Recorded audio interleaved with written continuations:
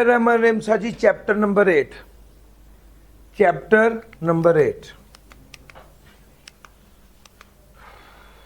Introduction to ERP system.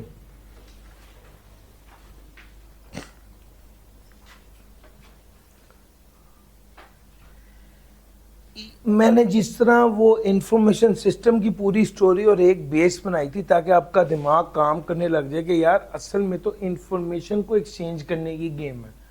उसके लिए computer अपना रोल प्ले कर रहा है और इंफॉर्मेशन टेक्नोलॉजी है। बुनियादी तौर पे हम इंफॉर्मेशन टेक्नोलॉजी के लफ्ज़ को इंफॉर्मेशन सिस्टम समझते हैं, क्योंकि मेन रोल है इंफॉर्मेशन सिस्टम में आज टेक्नोलॉजी प्रोवाइड कर रही। इसी तरह ईआरपी की भी एक स्टोरी है।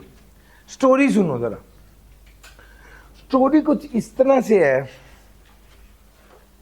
कि एक मियां साहब है, फैक्ट्री के मालिक हैं और वो हर रोज फैक्ट्री आते हैं और सेल वाले बंदे को बुलाया, सेल की मालूमात पूछी। परचेज वाले बंदे को बुलाया, परचेज की मालूमात पूछी।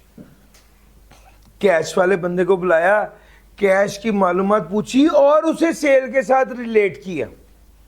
गोदाम वाले स्टोर वाले बंदे को बुलाया, स्टोर की मालूमात पूछी और उसे परचेज और सेल के साथ रिलेट किया।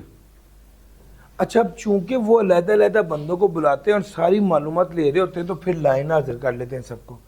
गोदाम वाले को कहते हैं तुम तो कह रहे हो कि मेरे पास माल बहुत ज्यादा है, ये कहता है कि सेल बहुत ज्यादा हुई है, तो वो माल कहां से आ रहा है? आसमान से आ रहा है। उसे फौरन समझ आई थी कि यार मियां साहब को पता चल गया कि मैंने ब्लंडर मार दी है। वो मियां साहब को कहता है कि यार आप जो है ना, आप कोई आम बंदे नहीं हैं, आप वली हैं, आपको ना सारी चीज़ें समझ आ जाती हैं। आप सिर्फ दूर से बंदे को चलता देखते हो और आप पहचान लेते हैं कि कोई गलती की है। आज मुझसे गलती होगी, मुझे माफ़ कर दें। मियां साहब का भी पूरा स्वैग होता है कि यार ये कोई आम बंदा नहीं है और ये इसके पास सारी इंफॉर्मेशन। मियां साहब पुराने दौर के आदमी हैं, हर रोज़ फैक्ट्री आना है, हर रोज़ काम करना है, हर रोज़ रिपोर्टें लेनी है, हर रोज़ उसको टैली करना है। लेकिन उनका जो बच्चा है ना, वो कहता है कि ये तो भाई रोज़ हर रोज़ आना ये तो मुसीबत है। हमें करना ये चाहिए कि हम इसको क्या कर लें, एक्सेल पे ले आए। वो इन सारी रिपोर्ट को जो मियां साहब कागज़ों की देखते थे वो इसको किस में ले आया, एक्सेल पे ले आया और सॉफ्टवेयर पर ले आया।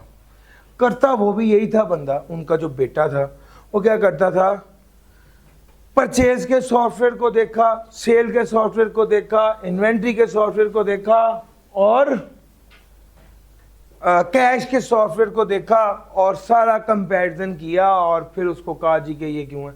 उसकी बस उसने किया ये कि वो उस दौर में है जिस दौर में चीज़ें अपग्रेड हो गई हुई थी। आज वो हफ्ते में एक बार आता है, हर रोज़ रिपोर्ट उसके पास ईमेल हो जाती है और वो उसको देख लेता है।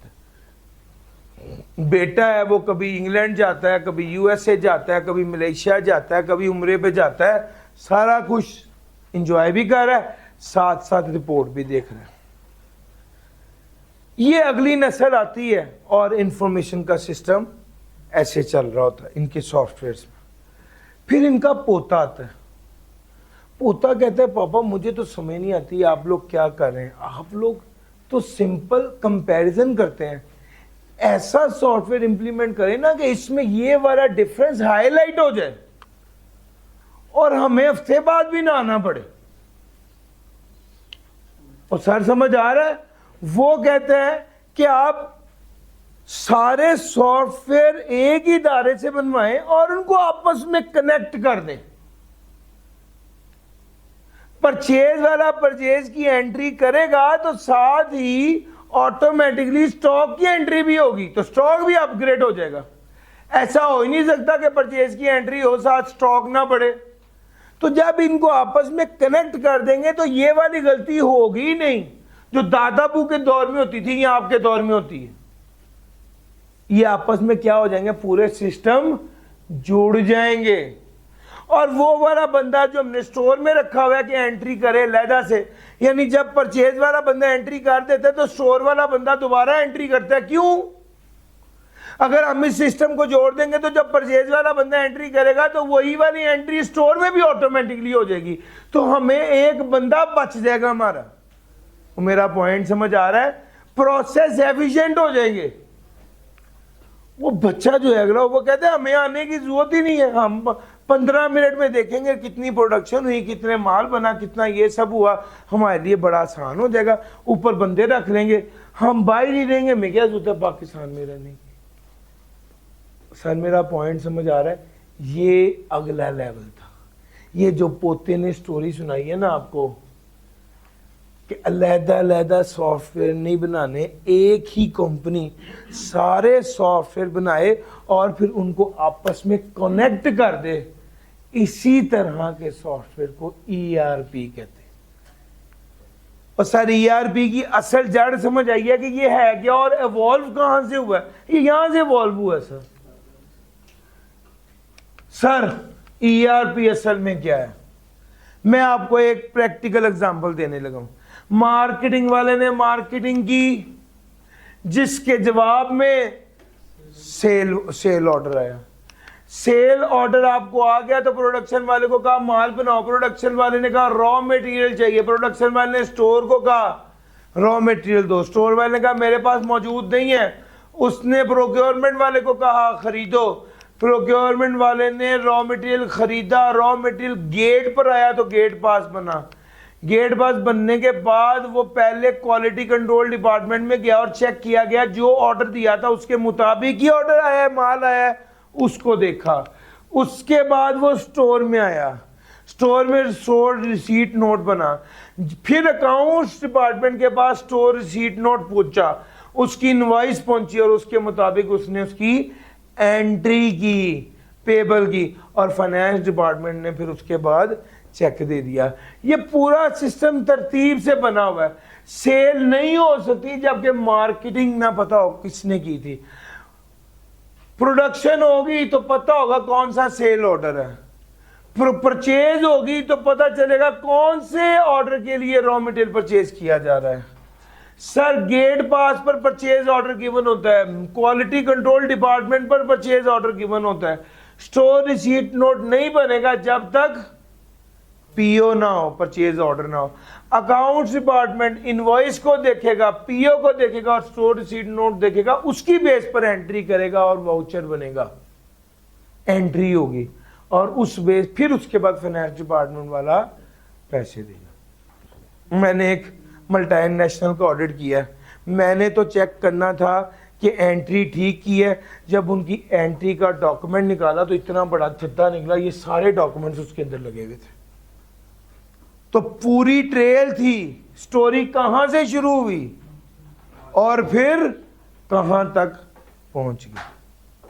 मैंने तो ये पता किया था कि ये 2,36,00,000 की पेमेंट क्यों की है, तो उसने कहा अच्छा ये इस वजह से किया चूंकि अकाउंट्स वाले ने कहा था, अकाउंट्स वाले ने इसलिए कहा था चूंकि स्टोर में माल आया था, स्टोर में माल आने से पहले स्टोर में माल चेक हुआ था, उससे पहले गेट पे आया था, गेट पे आने से पहले ऑर्डर किया था, ऑर्डर इसलिए किया था चूंकि स्टोर वाले ने कहा था, स्टोर वाले ने इसलिए कहा था चूंकि रॉ मटेरियल की प्रोडक्शन वाले ने रिक्वेस्ट की थी, प्रोडक्शन ने रिक्वेस्ट इसलिए की थी चूंकि सेल का ऑर्डर आया था, सेल का ऑर्डर इसलिए आया था चूंकि मार्केटिंग की थी। यार तरतीब देख रहे हो, पूरा एक चेन नहीं बन गई पूरा।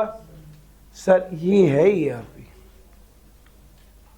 सारा सिस्टम कनेक्ट हो गया आपस में। अब वो कहते हैं जनाब इसके कंपोनेंट्स, कौन से कंपोनेंट्स हैं? फाइनेंशियल मैनेजमेंट है, ह्यूमन, अब ये डिपार्टमेंट्स हैं कह लो, फाइनेंशियल मैनेजमेंट है, ह्यूमन रिसोर्स मैनेजमेंट है, सप्लाई चेन मैनेजमेंट है, कस्टमर रिलेशनशिप मैनेजमेंट है, मैन्युफैक्चरिंग है, इन्वेंट्री है, प्रोजेक्ट मैनेजमेंट है और प्रोक्योरमेंट है। सर जी अगर की कंपोनेंट्स की बात करूं तो financial management, human resource management, supply chain management, customer relationship management, manufacturing and production planning, inventory and warehouse management, procurement और प्रोजेक्ट। 1 2 3 4 5 6 7 8।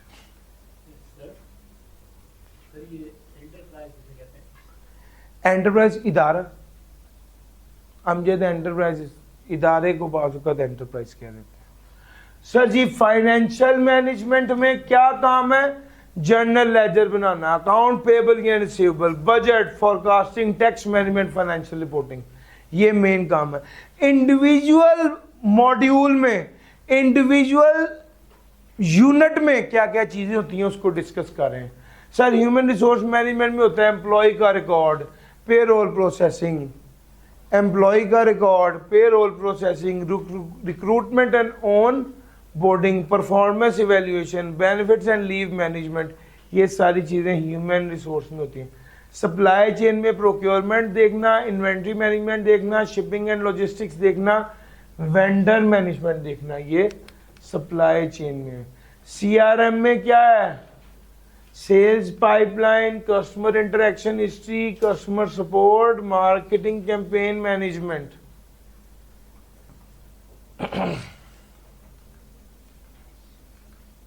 फिर की फंक्शन, फिर मैन्युफैक्चरिंग एंड प्रोडक्शन में क्या है?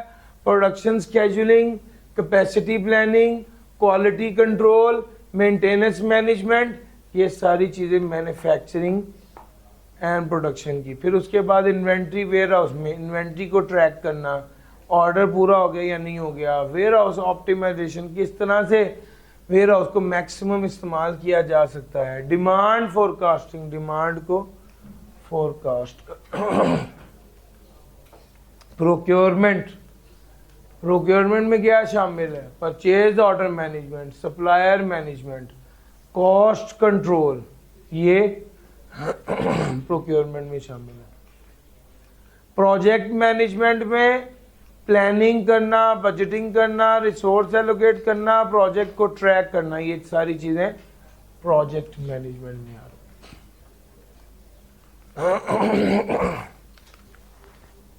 सर दूसरा आ गया ईआरपी इंप्लीमेंटेशन साइकिल। अब ईआरपी को लागू करना, आपको एक पहले स्टेप में तो ये बताया कि ईआरपी है क्या चीज। अब ईआरपी को क्या करना है? लागू करना है। सर जी सबसे पहले आपको प्लानिंग करनी होगी, सिस्टम को डिजाइन करेंगे, डेटा को लेकर आएंगे, सिस्टम को टेस्ट करेंगे, ट्रेन एंड चेंज मैनेजमेंट, और फिर गो लाइव, फिर पोस्ट इम्प्लीमेंटेशन सपोर्ट।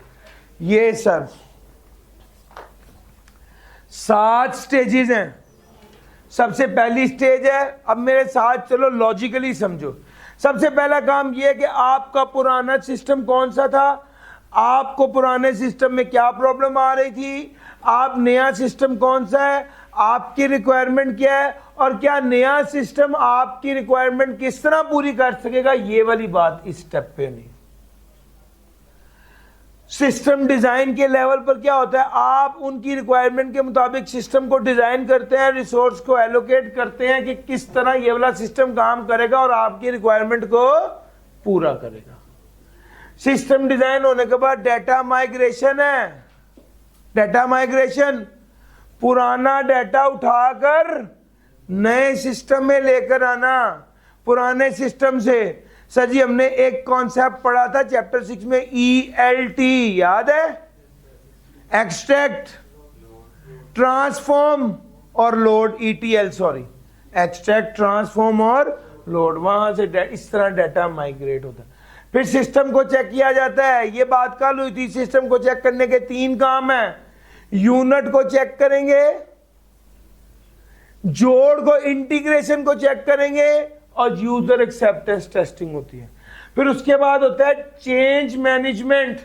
जो लोग हैं उनको नए सॉफ्टवेयर पर लेके आना, उन्हें बताना कि ये कैसे उनके लिए फायदेमंद है, कितना आसान हो गया उनका काम, और चेंज को मैनेज करना और लोगों को ट्रेन करना।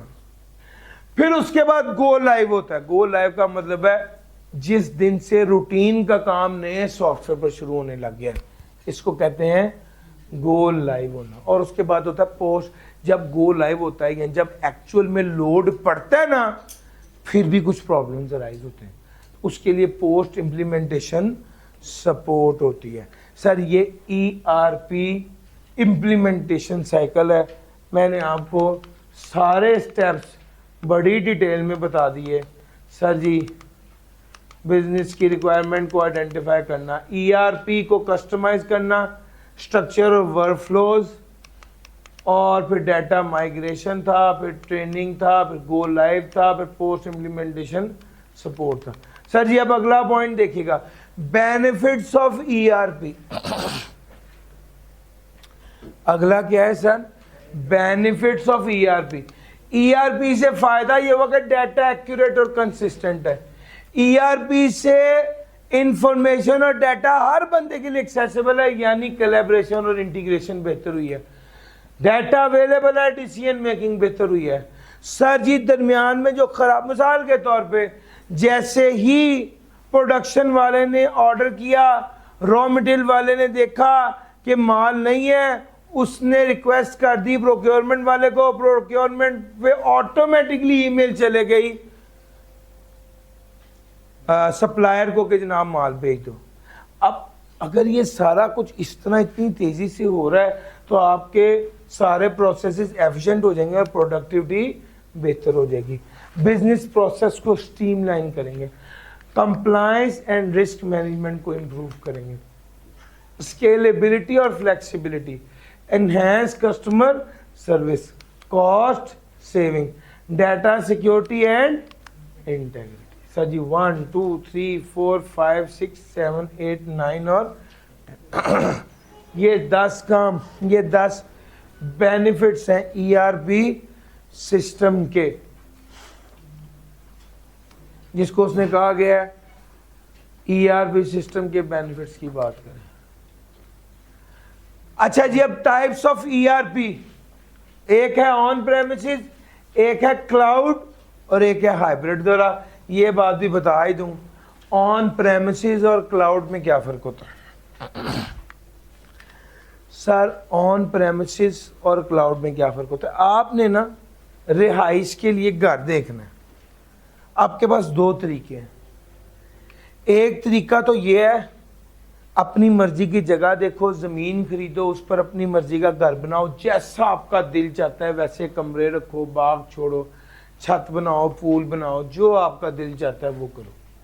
सर ये है आपकी मर्जी है, आप ऑन प्रेमिसेस जो मर्जी करें।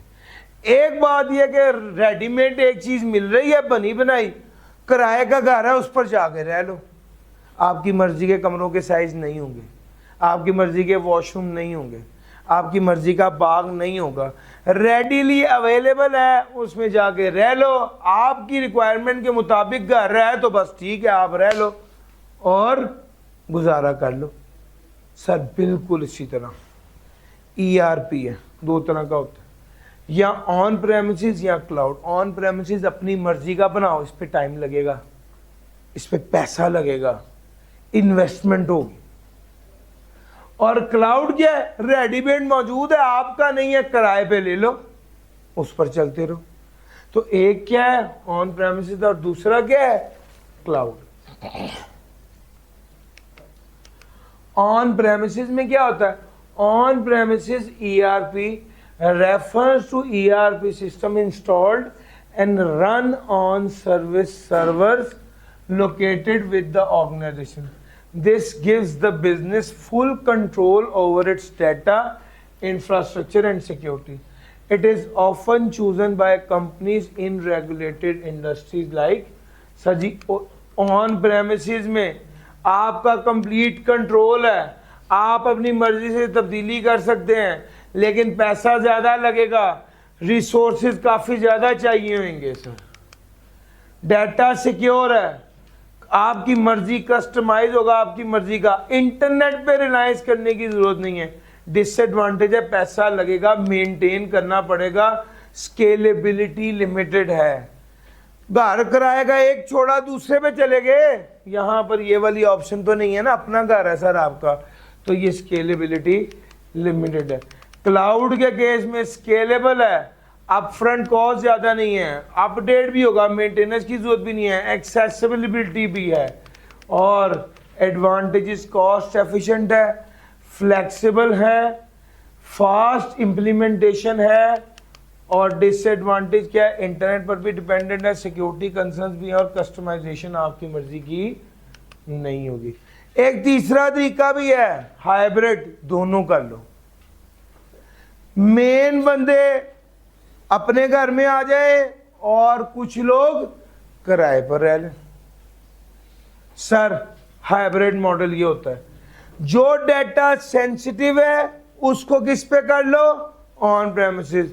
जो डाटा लेस सेंसिटिव है उसको किस पे ले जाओ, क्लाउड पे ले जाओ। और Aahista Aahista gradual migration to cloud भी की जा सकती है, स्टेप बाय स्टेप क्लाउड की तरफ भी जाया जा सकता है। डिप्लॉयमेंट फ्लेक्सिबल है, आपको सेम डे 2 दिनों के अंदर अंदर कुछ चीज चाहिए तो फिर किराए पे ही मिलेगी, फौरी तो नहीं बन सकती ना सर। फ्लेक्सिबल डिप्लॉयमेंट है, कंपनी चूज कर सकती है डाटा स्टे ऑन प्रेमिसेस, कौन सा डाटा प्रेमिसेस में रहना है, कौन सा डाटा क्लाउड में रहना है, इसको अपनी मर्जी से कर सकते हैं। आहिस्ता आहिस्ता क्लाउड पे शिफ्ट हो सकते हैं, कॉस्ट भी ऑप्टिमाइज हो जाती है। एडवांटेजेस क्या है, कस्टमाइज भी कर सकते हैं, रिस्क भी मिटिगेट हो जाता है, सिक्योरिटी का कॉस्ट एफिशिएंट भी है। डिसएडवांटेज क्या है, कॉम्प्लेक्स। अब आपको याद रखना पड़ेगा फलां डाटा ऑन प्रेमिसेस में है, फलां डाटा क्लाउड में है। मैनेजमेंट रिक्वायरमेंट भी बड़ी बढ़ जाती है। सर जी कौन सी ऑप्शन बेहतर है, सारी डिस्कशन के बाद उसने कहा अगर तो आपको कंट्रोल चाहिए, आपका डाटा सेंसिटिव है और कस्टमाइजेशन दरकार है तो कौन सी ऑप्शन बेहतर है, ऑन प्रेमिसेस बेहतर है। लेकिन अगर आपको स्केलेबिलिटी चाहिए, कॉस्ट इफेक्टिवनेस चाहिए, पैसा पहले शुरू में नहीं लगाना चाहते तो क्लाउड बेहतर है। हाइब्रिड की बात करें तो कंबाइन करता है बोथ मॉडल्स की स्ट्रेंथ को, offer flexibility, security and gradual migration option. Each type of ERP system presents distinct advantage and trade off. दोनों के कुछ एडवांटेज और डिसएडवांटेज हैं, आपने अपने बिजनेस की रिक्वायरमेंट के मुताबिक इसका फैसला करना है। सर जी अगली बात, आप डिसाइड कर रहे हैं ERP, किन किन पहलुओं पे गौर करना चाहिए ERP का फैसला करते वक्त। सर किस बंदे से ERP लगवा रहे हैं, क्या वो काबिल एतमाद है, उसका ट्रैक रिकॉर्ड क्या है, उसका तजर्बा कितना है, उसके सक्सेसफुल प्रोजेक्ट्स कौन से हैं, इसको देखिए sir. Total cost of ownership, पैसा कितना लगेगा। सर जी आप तो समझ रहे हैं सिर्फ सॉफ्टवेयर का पैसा है, नहीं, इंफ्रास्ट्रक्चर का पैसा होता है, हार्डवेयर का पैसा होता है, सॉफ्टवेयर का पैसा होता है, ट्रेनिंग का पैसा होता है, मेंटेनेंस का पैसा होता है। सारा पैसा देके उन सोचें आप ओवरऑल आपको कितना फायदा हासिल हो जाएगा इससे। इंटीग्रेशन कैपेबिलिटीज, क्या आपका एग्जिस्टिंग सिस्टम इस नए ERP के साथ जुड़ भी जाएगा, सिस्टम क्या फ्लेक्सिबल है और अपग्रेड कर सकेंगे आप चेंजेस के साथ साथ। ये सारे पहलू आपने पहले फैसला करना है, फिर उसके बाद कुछ सोचना है। सिस्टम की flexibility, integration, total cost of ownership, vendor support, ये सारी चीजें देखनी। Sir ji challenges in implementing ERP, sir ERP को इम्प्लीमेंट कर रहे हैं, कौन से चैलेंजेस हैं। पैसा लगना सर, और ठीक ठाक पैसा लगना। सर इम्प्लीमेंटेशन कॉस्ट पे बड़ा पैसा लग जाता है, लोग एग्री नहीं होते, जो वर्कर है वो कहते हैं नहीं पुराना सिस्टम ही बेहतर था, हमें तो इस पे ज्यादा काम करना पड़ेगा। कुछ लोगों को टेंशन ये होती कि हमारी नौकरी चले जाएगी। यस, उनको इत्मीनान में लेना, लोगों को बताना कि ये वाला सिस्टम कंपनी के लिए किस तरह फायदेमंद है और ये बताना कि आप किस तरह कंपनी में वैल्यू ऐड कर सकते हैं। डाटा माइग्रेशन इश्यूज, पुराने सिस्टम में नए सिस्टम पे डाटा ही नहीं जा रहा, मुसीबत बन जाती है सर ये बहुत बड़ा इशू, चैलेंज आ जाता है। कस्टमाइजेशन की नीड होती है सर, आपको चीज़ों को कस्टमाइज करना होता है, ये एक चैलेंज बन जाता है कि आपकी सिस्टम आपकी निज़ाम के मुताबिक आपके सॉफ्टवेयर में तब्दीली की जा सके। इंटीग्रेशन चैलेंजेस, सर आपने क्या करना होता है, चीज़ों को इंटीग्रेट करना होता है, जोड़ना होता है, उसके बाद ऐसे चैलेंजेस होते हैं। तो भाई इम्प्लीमेंटेशन कॉस्ट है, रेजिस्टेंस टू चेंज है, डाटा माइग्रेशन है, नीड ऑफ कस्ट। सर ये वाले सवाल पेपर में आने होते हैं, चैलेंजेस क्या हैं, ये वाले सवाल, किन फैक्टर्स को। मिस्टर हमीद जो है उसकी कंपनी है, उसमें 250 बंदा काम करता है, 5000 मुलाजिम है, उन्होंने सोचा है कि चूंकि अब वॉल्यूम बहुत बढ़ गया हम ERP इम्प्लीमेंट करा लें। आप एज ए कंसल्टेंट बताएं किन किन फैक्टर को कंसिडर करना चाहिए। अब आप मुझे जितना मर्जी कहेंगे ये सिनेरियो है, ये कोई सिनेरियो नहीं है, बकवास है। Simple consideration while implementation of ERP उठा के डाल देना था। और मेरा पॉइंट समझ आ रहा है? फिर हमने ईआरपी इंप्लीमेंट किया था 3 साल पहले। ईआरपी शुरू में बहुत अच्छा काम करता रहा, लेकिन वक्त के साथ साथ हमें तब्दीली करना चाह रहे हैं, लेकिन उसमें तब्दीली नहीं आ रही। आप ये बताइए कि ईआरपी को इंप्लीमेंट करते वक्त क्या क्या चैलेंजेस आते हैं? मेरा पॉइंट समझ आ रहा है? इस तरह करके उसने 2-3 लाइनों की बात करनी है और नीचे सवाल प्लेस कर देना। तो सर मैं आपको इसीलिए साथ साथ बता भी रहा हूं। अच्छा जनाब, आखिरी बात ये है, सर जी क्या बैंक्स में भी ईआरपी होता है? अच्छा, बैंक में इस तरह प्रोडक्शन नहीं होती, बैंक में इस तरह इन्वेंट्री नहीं होती, बैंक तो सर्विस सेक्टर है। बैंक में ना एक और चीज होती है, उसको कहते हैं सीबीएस। सीबीएस होता है कोर बैंकिंग सिस्टम, पैसे लेना पैसे देना, ये वाले सारे पहलू होते हैं, इंटरेस्ट की कैलकुलेशन। अच्छा, वो कहता है कि जब ईआरबी को बैंक में इंप्लीमेंट करना होता है तो उसको क्या करते हैं, उसके सीबीएस के साथ ईआरबी को जोड़ देते हैं। मेन बैंकिंग वाले काम सीबीएस हैंडल कर लेता है और फ्रंट ऑफिस ऑपरेशंस और बैक ऑफिस टास्क है, फाइनेंस कंट्रोल है, लॉज एंड रेगुलेशन की कंप्लायंस है, स्ट्रेटेजिक प्लानिंग है, ये ईआरपी कर लेता है और इसको इंटीग्रेट कर दिया जाता है ईआरपी को सीबीएस के साथ। जो बैंक उस एप्लीकेशन को या उसको इस्तेमाल करते हैं जिसमें ईआरपी और सीबीएस जो है वो कंबाइन हो जाता है और स्मूथ फाइनेंशियल डाटा फ्लो हो जाता है। Centralised risk management and better reporting across the organisation.